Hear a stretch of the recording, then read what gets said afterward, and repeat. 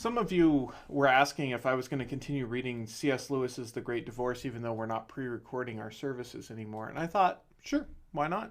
So I'll just continue reading The Great Divorce where we left off, and I'll just post these on YouTube and for anybody that wants to continue the book. So if you remember, this is about a bus ride that goes from hell to heaven, where those that are on the bus get to choose whether they're going to stay in heaven or not. And we left off in the middle of the chapter with the fat ghost talking to the white spirit that was trying to convince him that intellectualism wasn't the only way. No, said the other, I can promise you none of these things. No sphere of usefulness. You are not needed there at all. No scope for your talents. Only forgiveness for having perverted them. No atmosphere of inquiry, for I will bring you to a land not of questions, but of answers, and you shall see the face of God. Oh, but we must all interpret those beautiful words in our own way. For me, there is no such thing as a final answer. The free wind of inquiry must always continue to blow through the mind, must it not? Prove all things. To travel, hopefully, is better than to arrive. If that were true, and known to be true, how could anyone travel hopefully? There would be nothing to hope for. But you must feel yourself that there is something stifling about the idea of finality. Stagnation, my dear boy. What is more soul destroying than stagnation? You think that because hitherto you have experienced truth only with the abstract and intellect, I will bring you where you can taste it like honey and be embraced by it as by a bridegroom. Your thirst shall be quenched. Well, you really know I'm not aware of a thirst of some ready-made truth which puts an end to an intellectual activity in the way that you seem to be describing. Will it leave me the free play of mind, Dick? I must insist on that, you know. Free as a man is free to drink while he is drinking. He is not free still to be dry. The ghost seemed to think for a moment. I can make nothing of that idea, it said. Listen, said the white spirit. Once you were a child, once you knew what inquiry was for, there was a time when you asked questions because you wanted answers and were glad when you had found them. Become that child again, even now. But when I become a man, I put away childish things. You've gone far wrong. Thirst was made for water, inquiry for truth.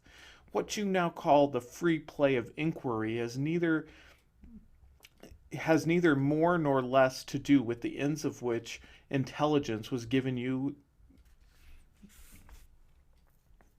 If we can't be reverent, there is at least no need to be obscene. The suggestion that I should return at my age to the mere factual inquisitiveness of boyhood strikes me as preposterous.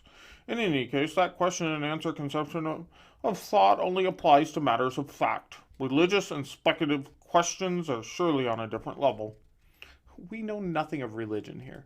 We think only of Christ. We know nothing of speculation. Come and see. I will bring you to eternal fact, the father of all other facthood. I should object very strongly to describing God as a fact. The supreme value would surely be a less inadequate description. It is hardly. Do you not even believe that he exists? Exists? What does existence mean?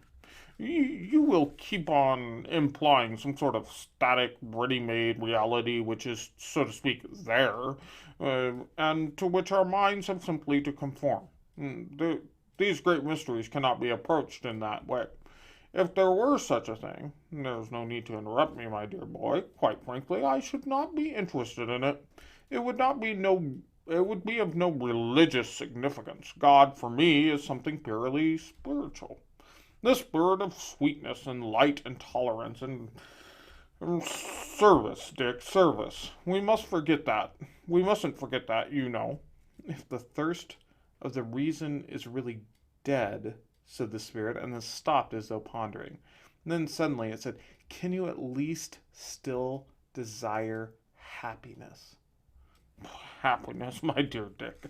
said the ghost placidly. Happiness, as you will come to see, when you are older, lies in the path of duty. Which reminds me, bless my soul, I'd nearly forgotten. Of course I can't come with you.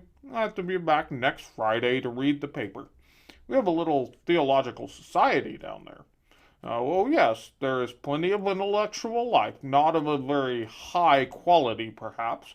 One notices a certain lack of grip, a certain confusion of mind. That is where I can be of some use to them. There are even regrettable jealousies. I don't know why, but tempers seem less controlled than they used to be. Still, one mustn't expect too much of human nature. I feel I can do a great work among them, but you'll never ask me that what my paper was about. I'm talking I'm taking the text about growing up to the measure of the stature of Christ and working out the idea which I feel sure you'll be interested in. I'm going to point out how people always forget that Jesus, here the ghost bowed, was a comparatively young man when he died. He would have outgrown some of his earlier views, if he'd lived, as he might have done with a little more tact and patience. I'm going to ask my audience to consider what his mature views would have been, a profoundly interesting question. What a different Christianity we might have had if only the founder had reached his full stature. I shall end up by pointing out how this deepens the significance of the crucifixion. One feels for the first time what a disaster it was, what a tragic waste. So much promise, cut short. Oh, must you be going? Well, so must I. Goodbye, my dear boy. It's been a great pleasure, most stimulating and provocative. Goodbye, goodbye, goodbye.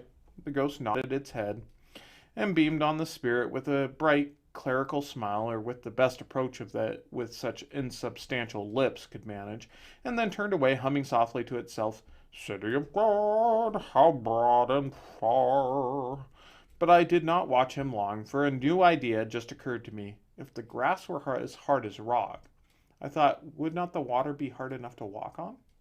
I tried it with one foot, and my foot did not go in. Next moment I stepped boldly on its surface.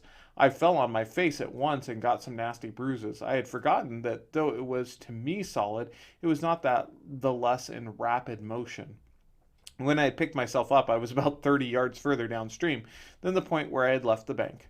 But this did not prevent me from walking upstream. It only meant that by walking very fast indeed, I made very little progress.